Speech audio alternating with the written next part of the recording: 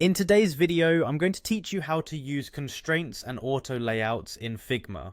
We'll cover everything you need to know to confidently apply these tools in your design projects. Let's dive in and get started.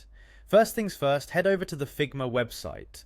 Figma is a collaborative interface design tool that's popular among designers for its versatility and ease of use. If you don't have an account yet, take a moment to sign up. Otherwise, simply click on Login to enter your Figma workspace. Logging in will bring you to the home screen, where you can access your previous projects and start new ones. This is an exciting place as it marks the beginning of any design journey you wish to embark upon. From the home screen, navigate to the Design section. Here is where the magic begins. You'll see various elements and tools laid out to help you create, edit, and bring your design visions to life. When you've opened your design project or started a new one, focus on selecting an object on your canvas. This could be any shape, text, or component you're working on.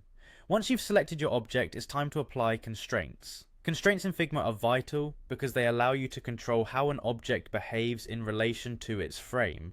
This means, for instance, you can make sure an object stays centered as the frame resizes, or perhaps it should stick to the top or bottom.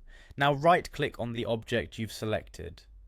This will display a variety of options, one of which is constraints. Clicking on it will reveal settings where you can define horizontal and vertical constraints to suit your design needs.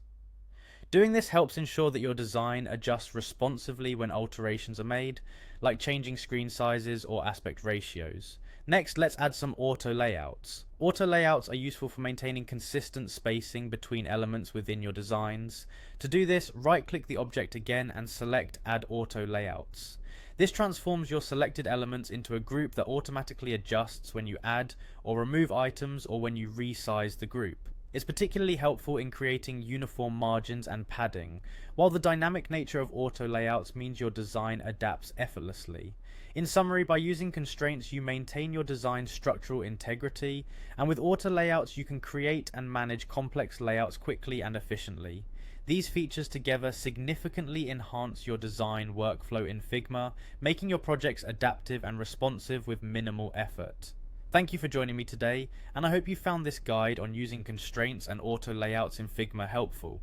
Don't forget to experiment and explore these tools further to unlock their full potential in your future design projects.